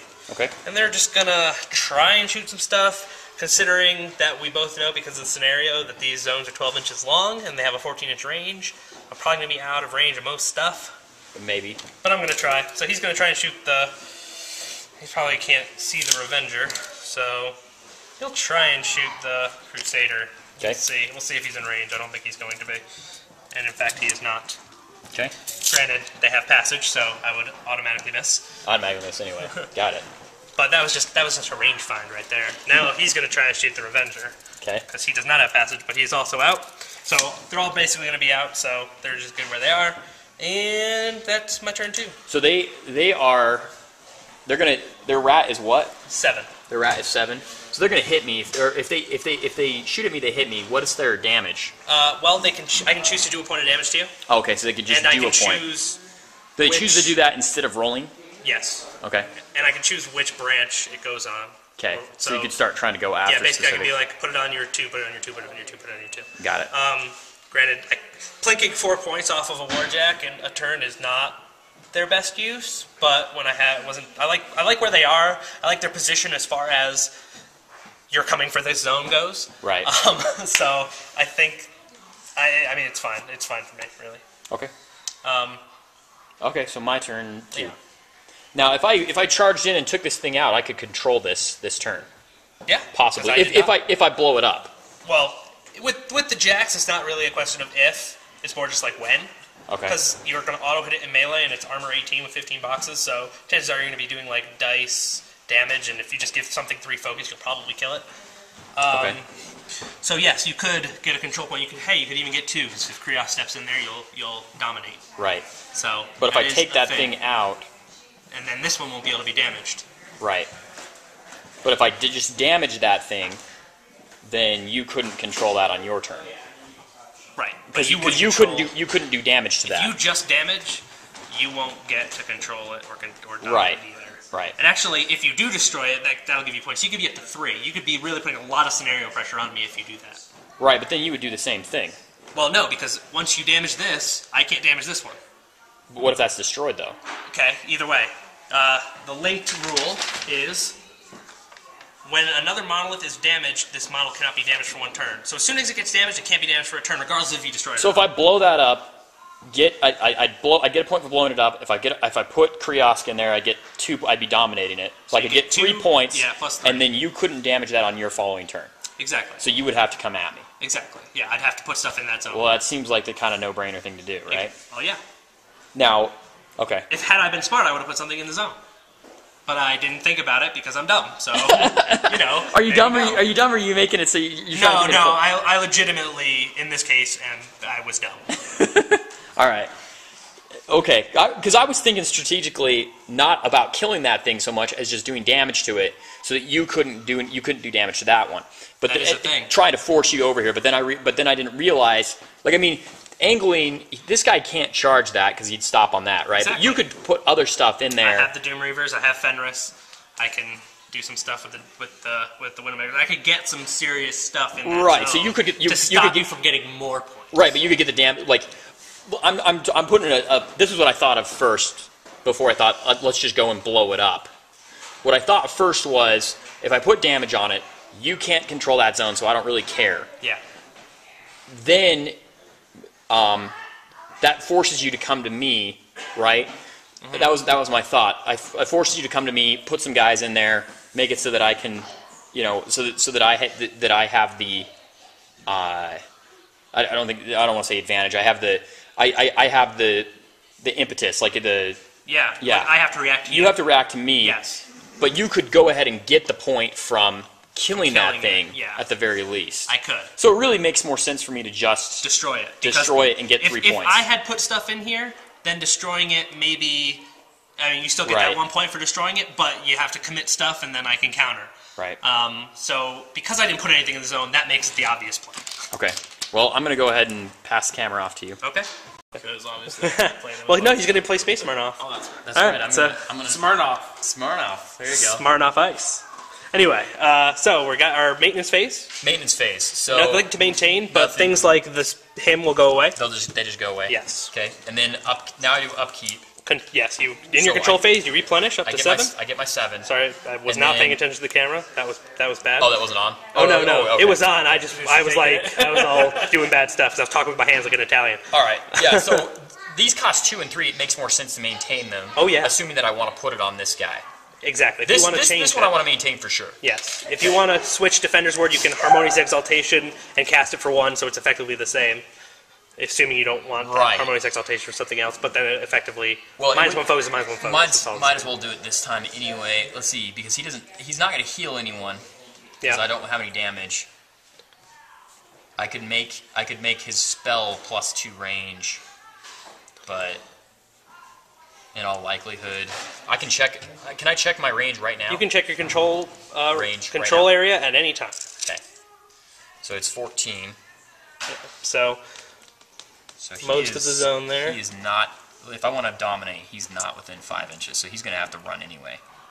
Well, there is a little trick you can do, because as long as you can draw line of sight to the objective, you can cast your spells or whatever, and then charge the objective, and even if you fail, you get that extra movement. Wow, I don't think I'm going to have line of sight to it. Right. My jacks are in the way. And your jack's probably going to end up going first and killing that thing. Right. So I'm going to go ahead and maintain the spell in that case. Okay, so we got Defender's Ward still? Yes. All right, and so that leaves Krios with 5.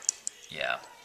Okay. Yeah, I mean, because the nice thing would be maybe say if I was within 5, I could move 5, and then like this guy would charge, and I could arc a spell to those. Oh, but they're immune spells. They can't be targeted just by spells. Yeah. Right. I keep forgetting that. But you could arc maybe at Widowmakers. Hard to hit, but right. So make sure you allocate to your jacks if you want to. Allocate to my jacks, and this is where I have to allocate to them if they want to charge. At least 1 if they want to charge. Yeah. Okay, well, you don't have to give them more than 1. They're each going to get 1. Each going to get 1, so that'll leave Krios with 2. And then now on them, all it really does is gives them focus. Yes. It doesn't. If I don't use it by the end of my activation, it just goes away. It goes away technically in your control phase. They keep it on them, but it doesn't give them any bonuses while it's on them. Right. The only one who bonuses armor-wise is Krios. Exactly. So ideally, you want to give them what they're going to use and no more, or what you think they'll need, because any unused focus is effectively wasted. Okay. But they have this hymn. The choir has a hymn. The battle hymn. The battle hymn. Yes. 2+2 attack and damage rolls. Which is really nifty. So that's probably something I'm going to use. But I would want to use that first before they go charging off. Yeah, and you would need to, otherwise they're not going to benefit from it really. Right. Well, you don't have anybody that moves through weird stuff or anything like that. I guess I'm going to go ahead and... Moves through weird stuff like Nisia, like through your models or anything like that? Yeah. No, I don't. You don't have a Nisia. I don't have a Nisia. I cannot ignore intervening models. I do have Nisias, but I don't have them in this list, I should say. I have an entire unit of Nisias. We're going to go ahead. Only they're not as strong. We'll just do this just to make sure that the guy... 2-1-2? Okay. The thing goes down. Because that extra 2 armor on Krios isn't going to be a factor, basically. Right. It doesn't do anything for All right. So now we'll start our activations. Right. So first thing we're going to do is we'll do the hymn. Well, you want to move first if you want to move them. Yeah. So the choir's going to go. Okay. Because movement and then action.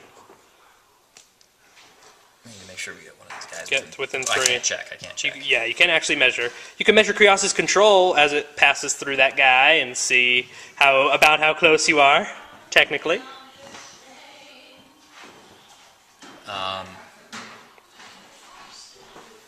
Well, I know that I'm within range if I go there, but I want to try to not get in these guys' way, I guess, as everybody surges forward. Okay, yeah, so there we go. So I'm going to go ahead and cast the battle thing. Okay. And I do have one guy in 3 inches of each of the jacks. Wonderful. So that'll be 3 battles for the Vanquisher, the Revenger, and the Crusader. They're going to vanquish, revenge, and crusade. That's what they're going to do. All right. Let's see here. All right, so now we'll go ahead and activate him, I think. I think that's a smart move. Activate him first. So he'll charge. Because this guy has a reach weapon, right? Does he have a reach weapon? I didn't even Yes, know that. because I'm pretty sure that lance is a reach weapon. It would say on the front with the icon. Yes, it does. So, it's got a help. It's so he can be way further out, but his base will block their line to the objective. So you want to move those two first, probably, and then he can sit in behind them and reach through a gap you leave. Okay, I'm gonna charge with this guy first. Okay. So it's 7 inches, right? Yes, his And it movement costs plus me- 3. It costs me costs you 1. 1. Okay. So just make sure you're Got it. moving. Yes, so you can't be up on the objective, obviously, so you just come in base to base with it. Boom. And then turn to directly face it, center to center on center. Now, but I choose the line at which I Yes, you I choose go. that line. So as long as you're going in a legitimate line, and you have that forest there. If so I hit the forest, I get half distance. exactly. So I don't want to hit the forest. Well, it's however much forest you end up going through, it takes twice as much movement to go through that part. So if you only go through an inch of forest, it takes 2 inches. If you go through right, a but I half still an have inch, to go in a straight line when I charge. exactly. All right, so now I do his damage right now, right? So yeah, you go ahead and make his attack roll. So you automatically hit it so in I'm melee. not going to boost to hit. So no need. And So you I have boost- +2. You have the +2. No, when you charge, you gain that free boost to the damage. Right. Okay, so you Oh, already already have the boost boosted damage. damage for So your this first is attack. useless. No, you buy more. you I can buy can buy more another attacks. attack. Yeah, Okay. not Got useless. it. So keep that focus there. Okay. Remember, you have battles. That's +2 to your damage. Right. And so, So what's I his roll damage. power plus strength? His power plus... Which one is that guy? The Crusader.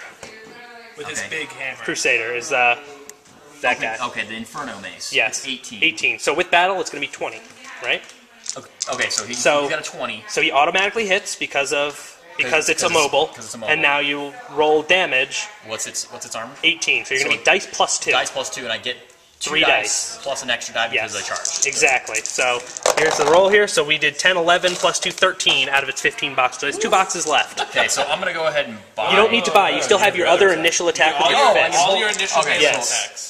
Now Okay, my guys, I open got this. fist- Thanks. My open fist is 14. So dice minus 4 on that, and it's only 2 dice. this Only 2 time. dice. But I you could- may as but well- I could boost this right here. Yeah, but you may as well just, if you fail to kill it here, you may as well just buy another Inferno attack, because Which it is auto 18. hits, you know? Right, okay, so 14, so dice, you said dice minus 4, because it's 18 armor. So Okay, you need got to roll it. at least a 5 to do a point of damage, in which case Got you it. did 6, so that's 2. 2 damage, so it's gone. So it's dead.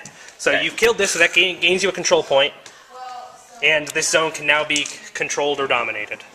Okay, and it doesn't have, I don't have a shooting attack with it.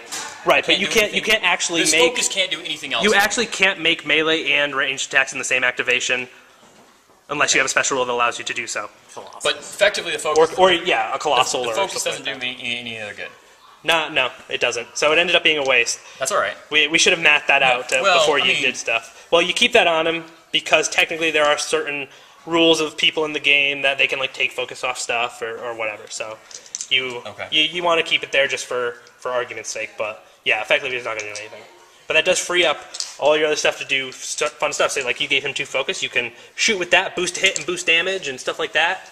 And he has it's a range of 10, right? Yeah. And I can't check his range, but I can check Krios. You can measure from Krios and go through. So you can be like, okay, if he moves up 4, will he be intend to like shoot some dudes over here and stuff, you know? Right, Or but I still have maybe to you want to check- I shoot still have over to here or base- something. yeah. So, you know, Right. there's options with his focus. Alright, yeah, he's going to go ahead and go. We'll activate him. Okay. He's going to walk up to the wall there. Yeah. All right. Okay, and then he's going to... I think he's going to try and shoot the dog. He's going to shoot the dog? All right. Yeah. All right. So, measure our range. Got it. Okay. 10 inches. In range, and I'm not within Not- an inch of that not wall. within an inch So of the wall. the dog is defense 13, Defense 13, and his rat... probably 4 or 5 at most. His rat is 5. So you need an 8 to hit me, but you you need have an that 8. focus, so you So can I boost to hit. focus, so I get 3 dice. Don't forget the battle. I think it might be only melee, but you might want to check because the battle could be. Plus 2 to I think it attack. might be attack rolls. So. It is. That's the wrong guy. Yeah, if it's Wire. attack rolls, then it's also Range. range. Attack and damage rolls. So you get it on the range So he's a attack 7, as well. so he would need So a 6. He would need a 6. So on you don't dice. necessarily need to boost if you don't want. How to. many hit points does that guy have? The dog has 5 and he's tough. Oh, so he could come He back. could just But I have 2 focus on the dude. What's the rate of firing the gun? 1. Just 1. And so I can't buy another one no matter. Back to the Vanquisher. Okay, so I can't because of rate of fire is 1. I can't buy another shooting attack. So I might as well just boost a hit. Well, the thing about it is, what's its AOE? AOE 3. So AOE on the Vanquisher, on the gun. AOE 4. So if you think that when you hit him, since you only need a 6, I mean average says you'll hit, right? If you think things are within 4 inches that you can do damage, you'd only be half pow, so boosting damage on them would be... Well, I have 2 focus, so I can boost to hit and damage. Yeah, but you boost each damage roll individually. So if you wanted to boost damage on the dog, that would spend a focus, and then if you didn't have a focus, like if you wanted to boost damage on the butcher, you wouldn't be able to if you spent both focus now, like to hit. But you could boost damage on the dog and then boost damage on the butcher. So if I miss, then it scatters. It scatters. It scatters, so it'll still hit stuff. How does it scatter? So basically, we line this up like this. Okay. So direction of target is the 1, direction of you is the 4, basically. So you make a straight line like that, and then you'll roll a distance and a direction, which you can't measure this right now. But okay. You roll a distance and a direction.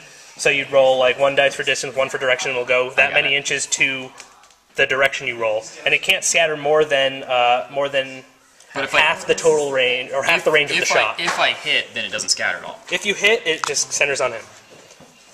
Okay. And needing a 6 to hit is even a below average roll can get you that. But if, like, let's say you do directly hit, I just want to shoot the dog. All right, you just want to kill the dog. All right. I'm gonna boost it. Trying to give all the options. All right, so that's a hit. Okay. So let's put this on him and a 4-inch AOE. Well, you might not. What? What's the armor of the dog versus the pow of the gun? Yeah. It's armor 14. I'm POW 14. So if you +2 for battle.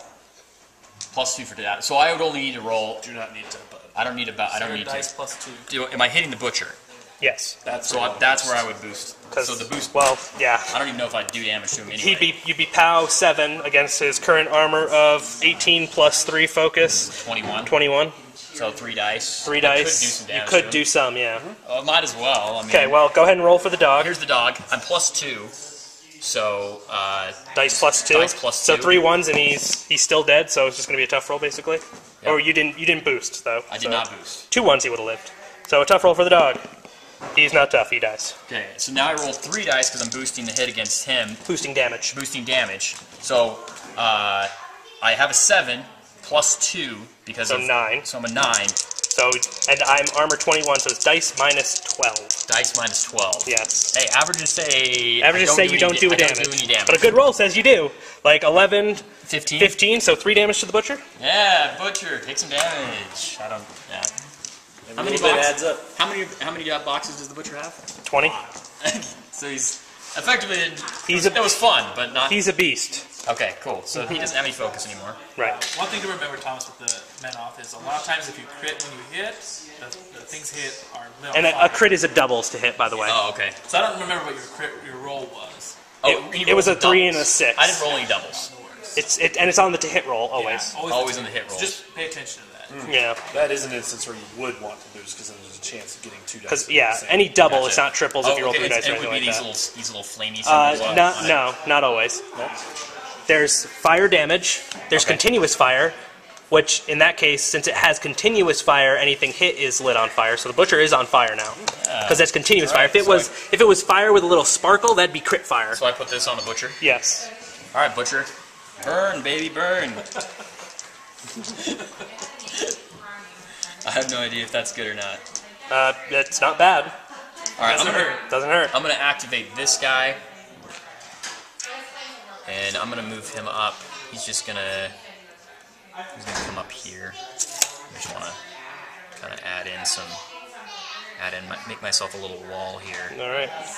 So if you want, you can kind of turn things to like put them base to base. That's the best way to make the walls. And sometimes the models don't allow it, but if we just turn the facing, you can just basically say, okay, he's facing forward, but intent is base to base. Okay, like so that. if I had him turned like that, and you were to come, like let's say you came across and hit him, it'd be outside of his back arc. Would he get? And you move past, you would get free. Well, basically, the way it works is you make you have your arc to cross like this line. So if I start in your back arc, then I get a back strike bonus, which is +2 to hit. All right. Well, I'm gonna just go ahead and stand like that. So Yeah. That's kind of how I actually want to do you want is the intention there for them to be base to base, but the models don't No. allow it? No, because if they're base to base, if they're not base to base, I can like see through. Right. So, If you get the right angle. right, but I'm just saying it might. If they're base to base, it's more of a wall, and that's what you said you were going for. Right. Okay. I see what you're saying. Obviously, I got to be careful with the language that I use. Yes. Okay. Yeah, that's fine. We want that. That's what I want. All right. I'm gonna activate these guys. Okay, incinerators. No. Yes. Good job, guys. Man, you had it. No. Yes. Which I don't know. And then he'll go an inch this way. All right. So he's towing on the forest there, and Yep. we can, if you need to, we can basically move these trees just to make it easy. The flat is the area of forest. We're gonna go 4 inches in. We're gonna go. We're not going full 4 inches. Okay. I'm trying to like be out of your. You said 3 inches in. Is that what you can see? Not 3 or 3.5. 3 inches in, I can advance 3 inches and swing with my 2-inch reach. So I will be able to swing at you, but I can't charge you if I'm not within 3 inches because I can't see you to charge you. So you would have to, but you're gonna have to. Oh, you have a movement of 6. Don't you? So basically, I could. I'll take the hit. Yeah.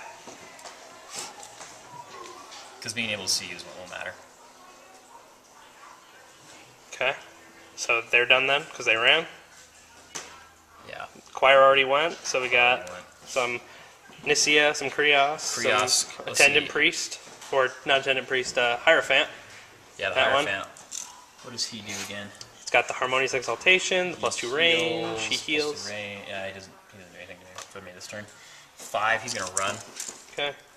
I'm gonna run him. I'm gonna run like that. Am I right? Hide him up there. Okay, making a nice little bubble for Kriosk. To sit inside? Yeah. Alright, perfect. My Kriosk bubble. So that's going to be the Dominate, which at the end of this turn will net you 2 more points. Okay, and then... Assuming I did that, assuming I've read everything right, which I believe I have.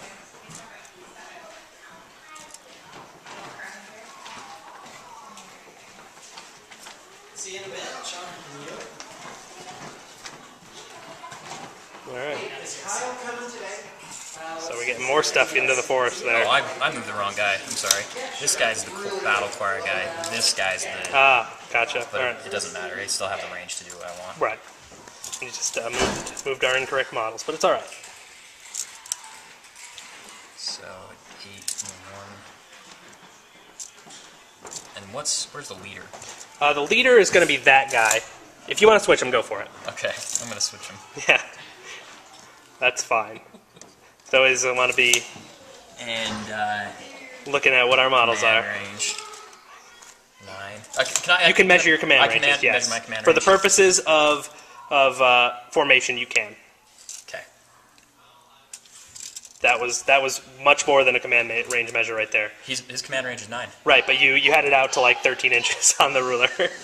Oh, You just always want to be careful. You to have know. to be really careful. You, have to You always want to measure from them too, because if, like, let's say you know the like length of this. your little tape measure there, you always measure like that. Got it. Okay. Cool. That is the proper I wasn't measuring. cheating on purpose. Yeah, I was checking I know. 9. I understand. I'm just letting you know for the future stuff, basically. That's why this game is so good at the Yeah. competitive setting, is because everything is so detailed and strictly Yes. adhered to. Yes.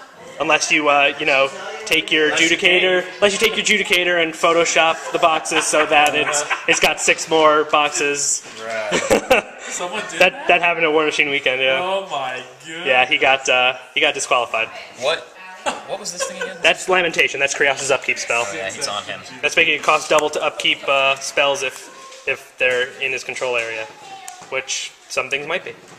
We'll have to measure that when it comes to me doing my upkeeps. That is terrible. She's gonna move over here. She's being that jerk over there. I like it. I'm just gonna make the next turn like pretty simple here and take this tree out because they're gonna be going for stuff. They're gonna be trying. All right, I think that's it. I think it's my turn. Okay. Everything activated. Yes. Shot your dog. Sorry. Bro, when you kill the butcher's hounds, he comes for you. All right. I think he was coming for me anyway. So 3 points for Thomas in that turn. So 2 more and he wins. Ooh, I gotta, and this thing can't be damaged this turn. I got some work to do.